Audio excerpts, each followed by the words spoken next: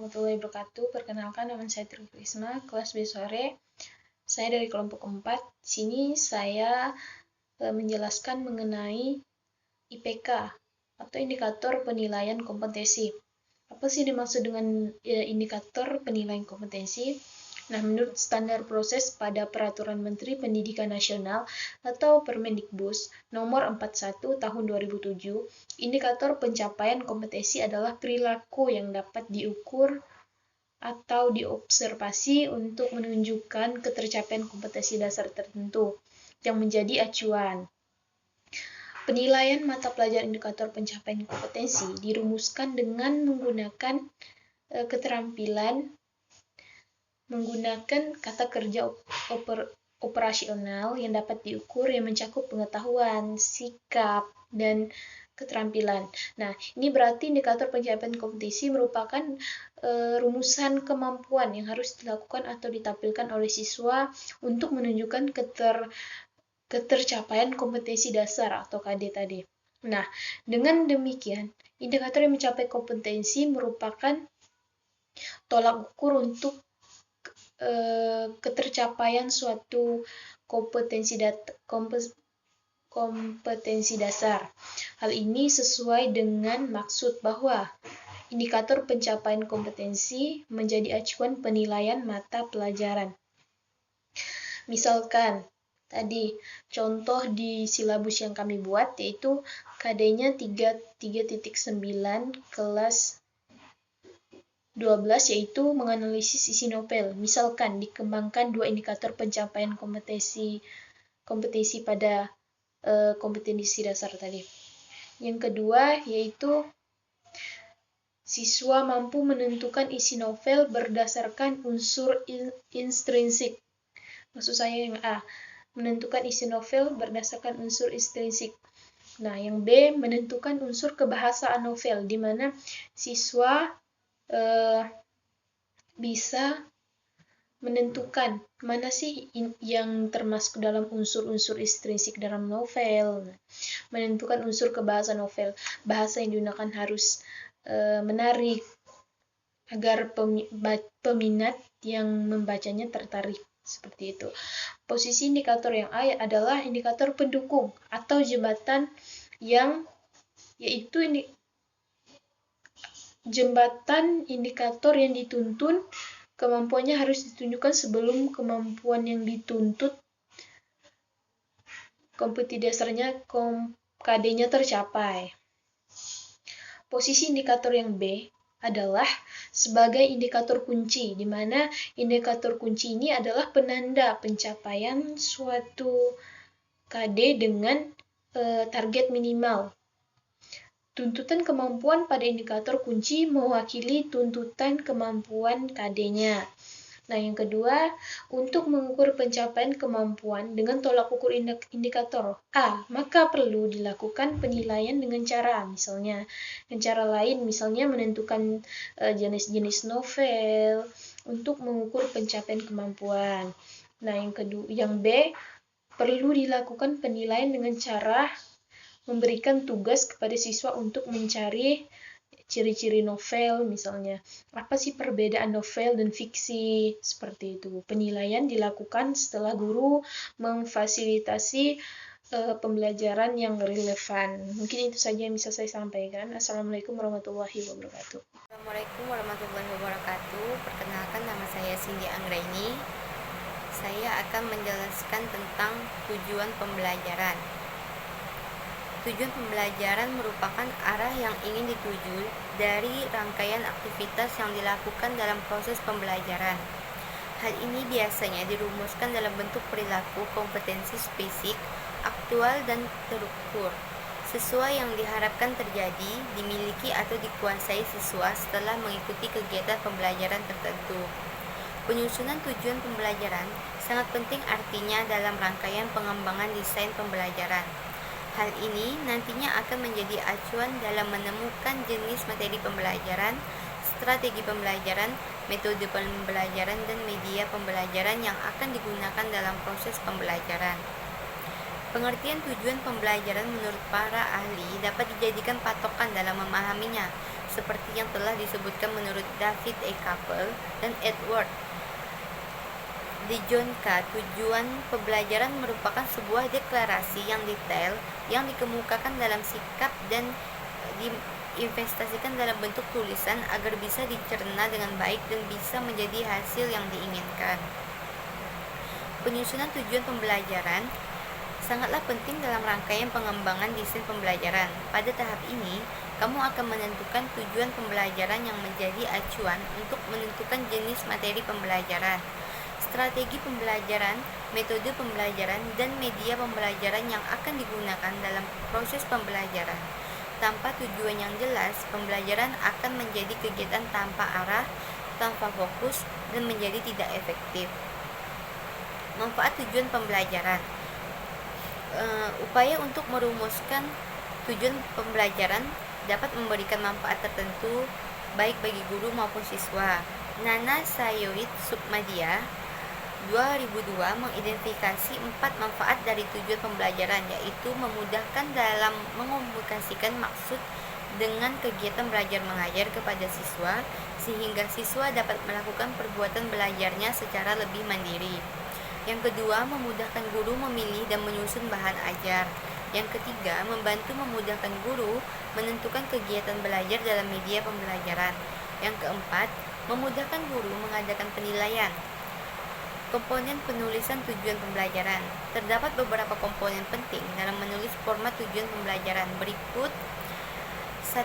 Mengungkapkan sesuatu yang memang harus dilaksanakan peserta didik pada saat pembelajaran berlangsung dan memberikan pemberitahuan berupa apa saja keterampilan atau kemampuan yang harus dikuasai. Yang kedua, adanya panduan berupa masalah atau hambatan yang bisa muncul saat pembelajaran dilaksanakan. Yang ketiga, adanya panduan yang jelas tentang parameter rendah dan tinggi suatu tujuan pembelajaran diraih. Tujuan pembelajaran atau instrumental objektif adalah perilaku hasil belajar yang diharapkan terjadi, memiliki, atau dikuasai oleh peserta didik setelah mengikuti kegiatan pembelajaran tertentu. Tujuan pembelajaran dikaitkan dengan silabus. Menemukan unsur intrinsik dalam menulis novel. Yang pertama ada tema. Unsur intrinsik yang sangat penting adalah ide atau gagasan utamanya. Yang kedua ada penokohan. Yang ketiga ada karakteristik. Yang keempat ada alur atau plot. Yang kelima ada setting. Yang keenam ada sudut pandang atau point of view. Yang ketujuh ada gaya bahasa. Yang kedelapan ada amanat. Kemudian dapat menemukan unsur ekstrinsik novel. Yang pertama latar belakang masyarakat, ada ideologi suatu negara, kondisi politik suatu negara, kondisi ekonomi suatu negara, kondisi sosial suatu negara. Yang berikutnya ada latar belakang pengarang. Yang pertama riwayat hidup pengarang, yang kedua ada kondisi psikologi pengarang, yang ketiga ada aliran sastra pengarang. Yang berikutnya ada nilai-nilai yang terkandung dalam novel. Yang pertama nilai agama, kedua nilai sosial, yang ketiga nilai moral, dan yang keempat nilai budaya. Menemukan unsur kebahasaannya. Unsur kebahasaan novel antara lain kalimat langsung, kalimat tidak langsung, kalimat lampau, verbal material, verbal mental, konjuksi temporal, kata sifat. Memahami jenis-jenis novel. Jenis novel berdasarkan genrenya. Yang pertama ada romantis yang menggambarkan sebuah hubungan percintaan. Yang kedua ada fantasi. Biasanya hasil cerita karya dengan genre ini akan bertolak belakang dengan kehidupan nyata serta penuh dengan imajinasi. Yang ketiga ada science fiction, membuat karya fiksi dengan genre science fiction hampir sama dengan genre fantasi. Yang membedakan ialah pengambilan latar waktu dan tempat di masa depan. Yang keempat ada misteri. Kisah dalam cerita berjenis misteri ini akan menghadirkan situasi yang berbahaya seperti aksi-aksi pengejaran tokoh antagonis. Yang kelima ada horor yang melibatkan mitos-mitos ataupun kepercayaan yang beredar di masyarakat. Biasanya tokoh yang dihadirkan pada karya fiksi di genre ini manusia dan makhluk gaib. Yang keenam ada novel atau komedi atau humor. Yang ketujuh ada novel inspiratif. Novel inspiratif berarti novel yang memiliki tujuan untuk menginspirasi pembacanya. Yang ke-8 ada novel sejarah. Yang ke-9 ada novel islami. Dan yang ke-10 ada novel sci-fi atau fiksi sains. Yang ke-11 ada novel fanfic atau fiksi penggemar. Yang ke-12 novel petualang. Berikutnya ada jenis novel berdasarkan kisah nyata, non-fiksi dan fiksi. Fiksi memiliki kejadian cerita yang dibuat-buat oleh pengarangnya atau sekedar hayalan. Non-fiksi menceritakan kejadian kisah realita yang sesungguhnya, yang terkadang jalan cerita bisa diambil dari kejadian cerita orang lain, bahkan cerita diri sendiri. Mengetahui ciri-ciri novel.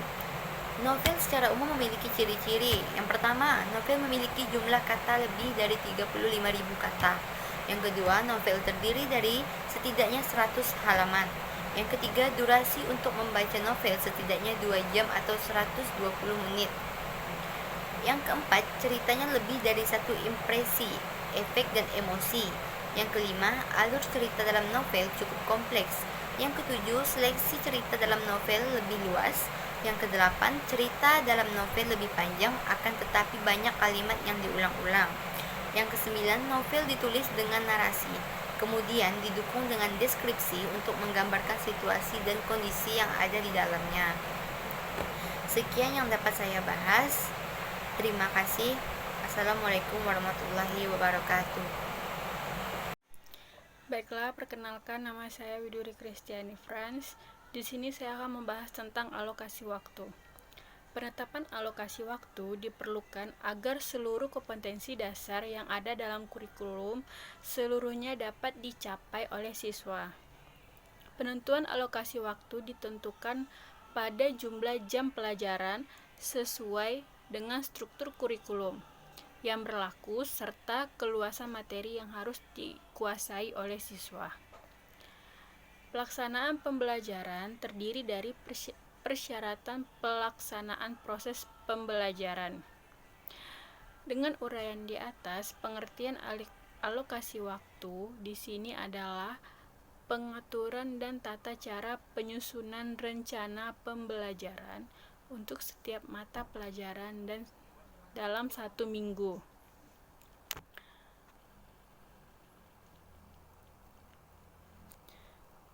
Berdasarkan Permendikbud nomor 22 tahun 2016 tentang standar proses pendidikan dasar dan menengah dalam bab 4, struktur kurikulum meliputi substansi pembelajaran yang ditempuh dalam satu jenjang pendidikan sampai dengan minggu efektif dalam 1 tahun pelajaran 2 semester adalah 34 atau 38 minggu. Waktu yang direncanakan dalam proses pembelajaran merupakan hal terpenting bagi keberhasilan proses pembelajaran. Alokasi waktu kurikulum 2019 dalam struktur kurikulum ini, alokasi waktu merupakan kegiatan menganalisis waktu kegiatan pembelajaran yang tidak bisa dilewatkan begitu saja. Seperti program semester kurikulum 2019 untuk kelas 12 SMA Negeri 6 merupakan rencana waktu yang akan dilaksanakan guru dalam pelaksanaan pembelajaran dalam 1 semester. Alokasi waktu adalah 1 jam pelajaran. Alokasi waktu yang 1 jam pelajaran adalah sekitar 35-45 menit. Baiklah, demikian cara menghitung alokasi waktu yang dijabarkan dalam setiap prota merupakan rencana penetapan alokasi waktu 1 tahun untuk mencapai tujuan KD yang telah ditetapkan. Alokasi waktu jam tatap muka, pembelajaran rombongan belajar, buku, teks pelajaran, serta pengelolaan kelas. Dan termasuk pada silabus yang telah kelompok kami buat, yaitu tentang pembahasan novel yang sudah disesuaikan waktunya yaitu sekitar 35 menit sampai 45 menit, dan akan disesuaikan dengan pencapaian siswa atas pemahaman materi tersebut. Baiklah, sekian dari saya dan akan dilanjutkan oleh teman saya. Terima kasih. Assalamualaikum warahmatullahi wabarakatuh. Nama saya Yesi Adriani, saya dari kelas B sore. Baiklah, materi selanjutnya yaitu metode pembelajaran. Pengertian metode pembelajaran. Metode pembelajaran adalah suatu proses penyampaian materi pendidikan kepada peserta didik yang dilakukan secara sistematis dan teratur oleh tenaga pengajar atau guru.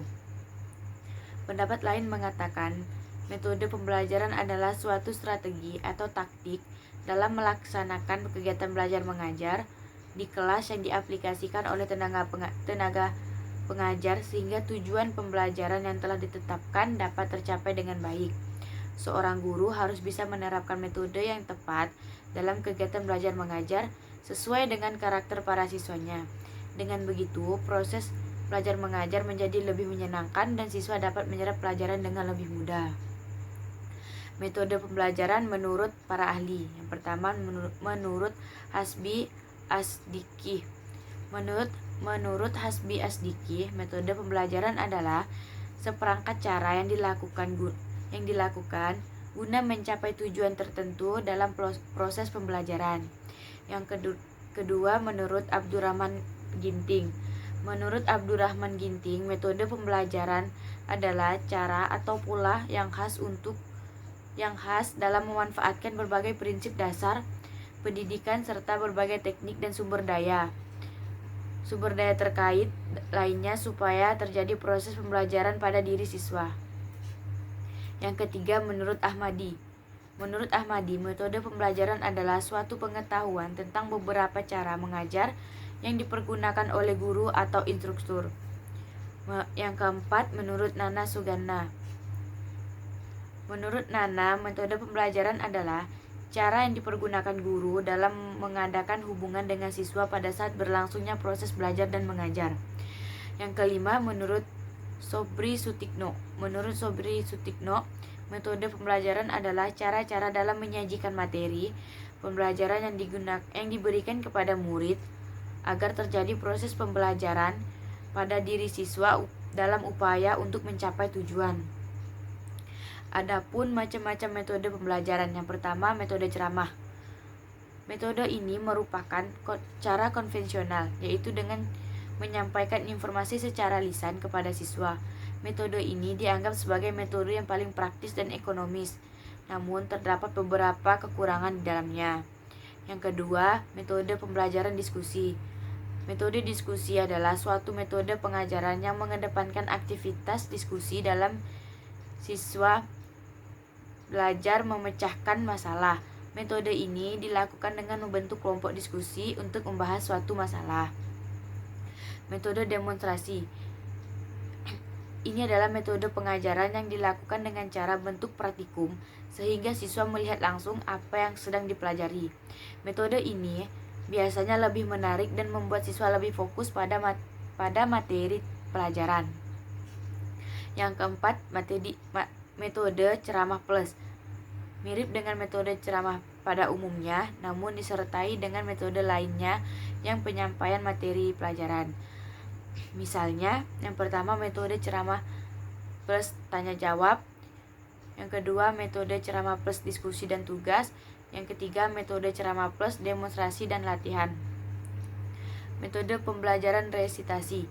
Metode ini mengharuskan para siswa membuat suatu resume mengenai materi yang sudah disampaikan oleh pengajar. Resume tersebut dituliskan dalam kertas dengan menggunakan kata-kata sendiri dari para murid. Yang keenam, metode eksperimen. Metode eksperimen dilakukan dengan kegiatan praktikum atau percobaan lab, sehingga siswa dapat melihat materi pelajaran secara lisan. Yang ketujuh, metode karya wisata. Metode ini merupakan metode belajar dengan memanfaatkan lingkungan atau tempat-tempat tertentu yang memiliki sumber ilmu bagi siswa. Metode ini harus mendapat pengawasan langsung dari guru. Yang ke-8, metode latihan. Metode latihan adalah metode pengajaran yang dilakukan dengan cara melatih keterampilan para siswa dengan cara merancang, membuat, atau memanfaatkan sesuatu. Yang ke-9, metode perancangan. Pada metode ini, siswa dirangsang untuk mampu membuat suatu proyek yang nantinya akan diteliti. 10. Metode debat. Dalam metode ini, siswa saling beradu argumentasi, baik secara perorangan maupun berkelompok. Debat tersebut dilakukan secara formal dengan aturan tertentu di mana tujuannya untuk membahas suatu permasalahan dan cara penyelesaian masalah. Yang ke-11, metode skrip kooperatif. Metode pembelajaran ini memasangkan siswa dan menuntut siswa untuk menyampaikan intisari dari materi pembelajaran secara lisan. Pada akhir sesi, guru akan memberikan kesimpulan dari pokok materi pembelajaran. Yang ke-12, metode pembelajaran mind mapping.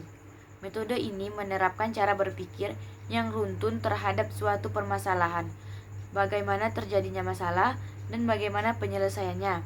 Dengan metode ini, siswa dapat meningkatkan daya analisis dan berpikir kritis sehingga memahami masalah dari awal hingga akhir. Yang ke-13, metode pembelajaran inquiry. Metode pembelajaran ini dapat mendorong siswa untuk menyadari apa saja yang telah diperoleh selama belajar. Dalam metode ini melibatkan intelektual dan mendorong siswa memahami bahwa apa yang telah dipelajari adalah sesuatu yang berharga. Yang ke-14, metode pembelajaran discovery. Metode discovery dilakukan dengan cara mengembangkan cara belajar siswa aktif, mandiri, dan memiliki pemahaman yang lebih baik. Dalam hal ini, siswa mencari jawaban terhadap pertanyaannya sendiri sehingga mengingatnya lebih baik. Yang terakhir, yaitu yang ke-15, metode berbagi peran. Metode pembelajaran dengan cara berbagi peran dilakukan dengan melibatkan siswa untuk memerankan suatu karakter atas situasi tertentu. Metode ini dapat melatih komunikasi siswa dalam berinteraksi dengan orang lain. Jadi kami menggunakan metode ceramah dan diskusi. Karena dengan menggunakan metode ceramah, selain dianggap metode yang paling praktis dan ekonomis, metode ceramah juga dapat melatih siswa lebih fokus sehingga tenaga pengajar atau guru dapat mengendalikan kelas sepenuhnya. Dan juga dengan menggunakan metode diskusi, tenaga pengajar mengedepankan aktivitas diskusi siswa dalam belajar memecahkan masalah. Selain itu juga mendorong siswa berpikir kritis dan melatih siswa tentang toleransi dan menghargai pendapat. Sekian dari saya. Wassalamualaikum warahmatullahi wabarakatuh. Perkenalkan, nama saya Petronella Rini. Di sini saya akan bahas mengenai materi kegiatan pembelajaran. Namun sebelum itu saya akan menjelaskan mengenai kegiatan pembelajaran. Kegiatan pembelajaran adalah proses pendidikan yang memberikan kesempatan kepada peserta didik untuk mengembangkan potensi mereka menjadi kemampuan yang semakin lama semakin meningkat dalam pengetahuan, pikir, sikap, serta kebiasaan-kebiasaan dan keterampilan yang diperlukan dirinya untuk hidup. Dalam kegiatan pembelajaran, di sini terbagi menjadi dua. Yang pertama, kegiatan inti. Kegiatan inti merupakan proses pembelajaran untuk mencapai kompetensi dasar. Kegiatan pembelajaran dilakukan secara interaktif. Interaktif yang berarti terjadinya hubungan timbal balik atau terjadi interaksi antara dua orang atau lebih. Selanjutnya, inspiratif, yaitu memberikan dorongan untuk melakukan sesuatu. Selanjutnya, menyenangkan. Di sini di mana kita dapat membuat suasana kelas menjadi lebih menyenangkan supaya tidak menimbulkan kebosanan. Selanjutnya, menantang.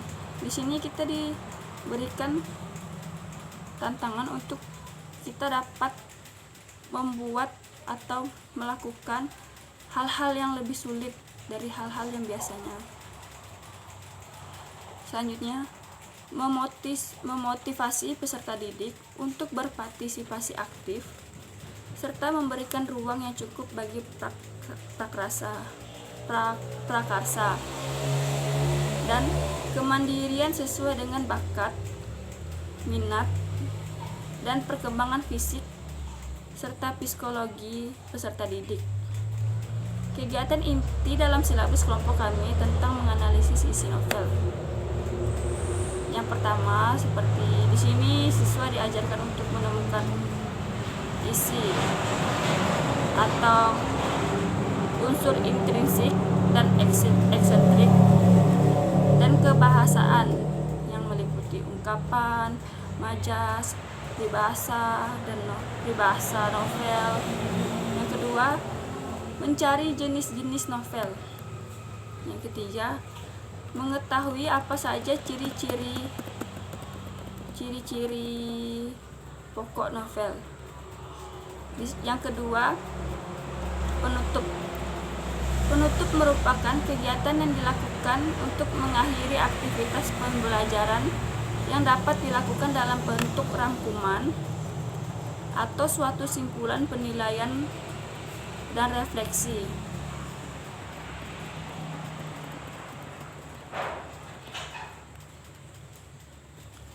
Umpan balik dan tindak lanjut. Seperti di sini contohnya, yang pertama, siswa membuat rangkuman untuk kesimpulan mengenai materi yang telah dipelajari. Yang kedua, guru membuka sesi tanya jawab secara tertulis untuk mengetahui sejauh mana siswa paham akan materi yang telah dipelajari, dan juga guru dapat menilai hasil dari yang mereka capai selama mereka pelajari di dalam proses pembelajaran. Terima kasih. Rangkuman atau suatu simpulan penilaian dan refleksi.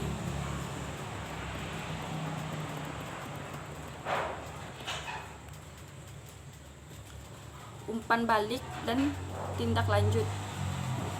Seperti di sini contohnya, yang pertama, siswa membuat rangkuman untuk kesimpulan mengenai materi yang telah dipelajari. Yang kedua, guru membuka sesi tanya jawab secara tertulis untuk mengetahui sejauh mana siswa paham akan materi yang telah dipelajari, dan juga guru dapat menilai hasil dari yang mereka capai selama mereka pelajari di dalam proses pembelajaran. Terima kasih. Baik, selamat siang semuanya. Perkenalkan, nama saya Iil, saya dari kelompok 4. Di sini saya akan menjelaskan materi tentang penilaian. Yang pertama itu A. Penentuan tujuan penilaian tes tulisan.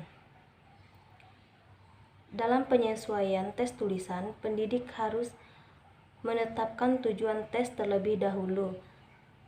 Tes yang memiliki tujuan untuk mengetahui penguasaan materi pembelajaran peserta didik setelah diajarkan.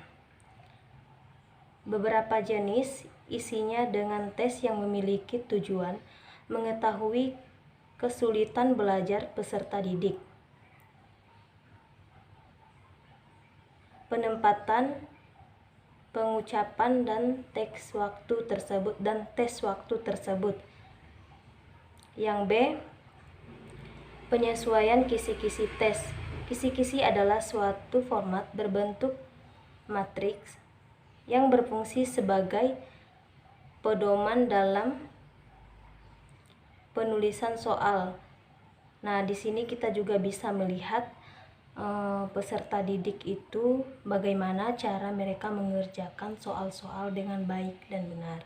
Di sini juga kita bisa menilai mereka di mana batas keterbatasan kemampuan mereka dalam menjalani tes-tes mata pelajaran yang mereka ketahui.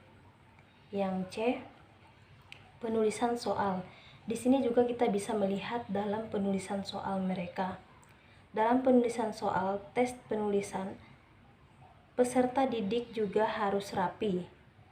Nah, di sini juga kita bisa melihat bahwa kita juga bisa menilai dalam penulisan peserta didik, yang mana yang rapi dan yang mana yang tidak rapi.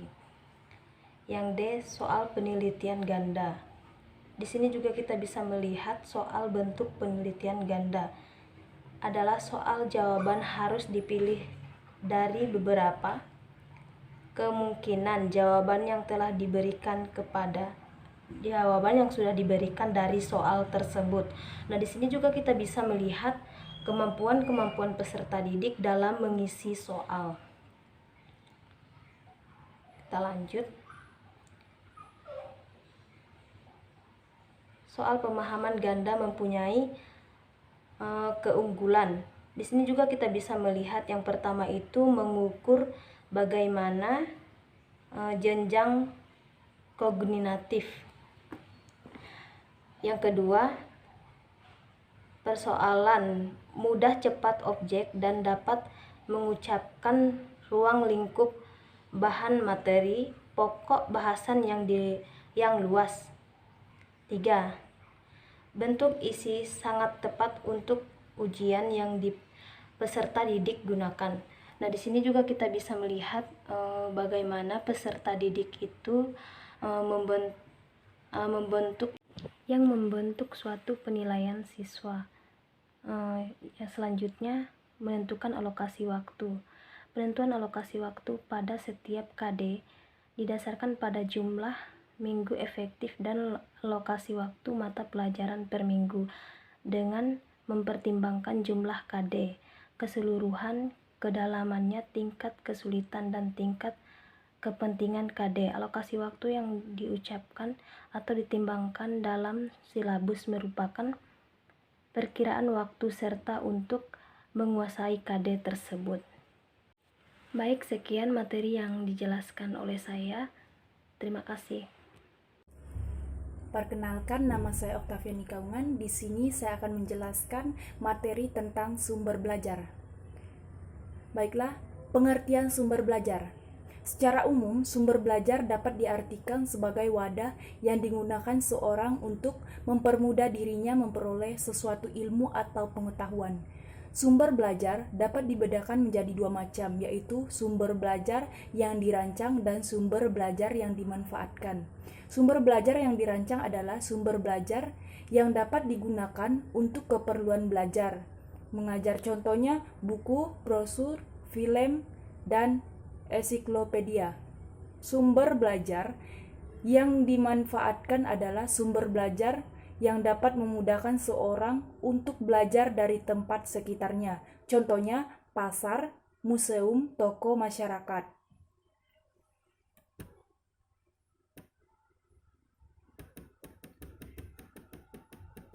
Manfaat sumber belajar. Sumber belajar tentunya memiliki manfaat bagi semua orang. Sumber belajar memudahkan kita untuk berpikir, bersikap, dan berkembang secara bertahap.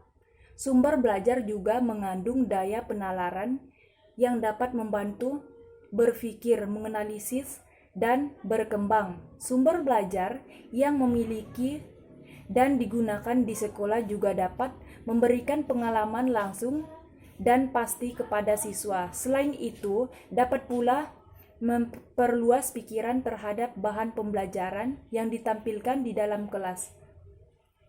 Sumber belajar yang berupa buku yang dapat diberikan informasi yang pasti kepada para siswa.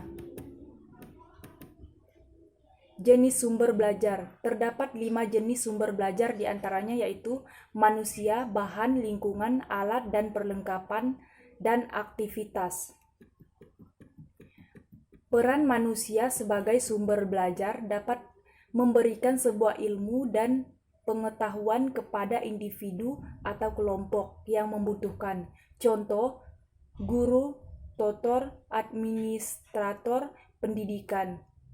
Terhadap pula dokter, penyuluhan kesehatan, polisi yang juga dapat memberikan sebuah pembelajaran sesuai dengan bidang masing-masing untuk layak umum. Bahan sebagai sumber belajar adalah sesuatu yang mengandung informasi konkret dan dapat memberikan informasi kepada individu yang membutuhkan dan mempelajarinya. Contoh sumber belajar, contohnya yang pertama buku, peta atau bola dunia, kaset interaktif. Sumber belajar yang diperoleh dari lingkungan adalah suatu tempat yang dapat dijadikan sebagai wadah edukasi untuk semua orang yang dibutuhkan. Contoh, laboratorium, ruang kelas atau belajar. Lain itu tempat pula museum, kebun binatang, serta pameran seni budaya yang dapat menunjang pembelajaran secara outdoor. Alat dan perlengkapan sumber belajar adalah suatu yang digunakan untuk menunjang proses belajar mengajar. Contoh, papan tulis, tape recorder, komputer, televisi, dan sebagainya.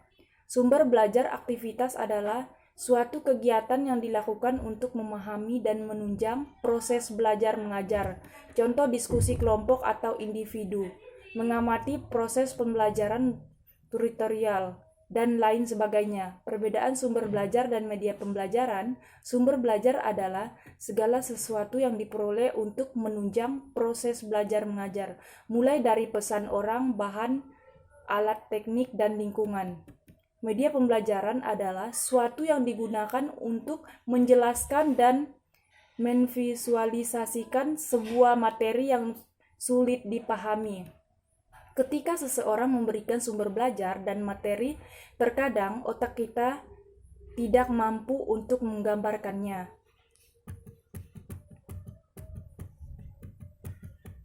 Contohnya, terdapat materi mengenai gerak tubuh manusia, hewan, dan ini. Media pembelajaran yang dibutuhkan untuk menunjang visualnya yaitu sebuah kerangka manusia, buatan kerangka hewan buatan. Dari media pembelajaran tersebut, kita dapat melihat bentuk buatan yang terdiri dari kerangka manusia, beserta dengan alat-alat vital dalam tubuh manusia. Begitu pula dengan kerangka tubuh hewan. Contoh lain yaitu ketika ini melihat penampakan bakteri yang tumbuh pada kentang yang busuk. Dari materi tersebut, media pembelajaran yang digunakan dapat berupa mikroskop. Dengan media tersebut, bakteri yang tidak dapat terlihat dengan kasat mata dapat dilihat dengan jelas menggunakan mikroskop. Baik, sekian dari penjelasan saya.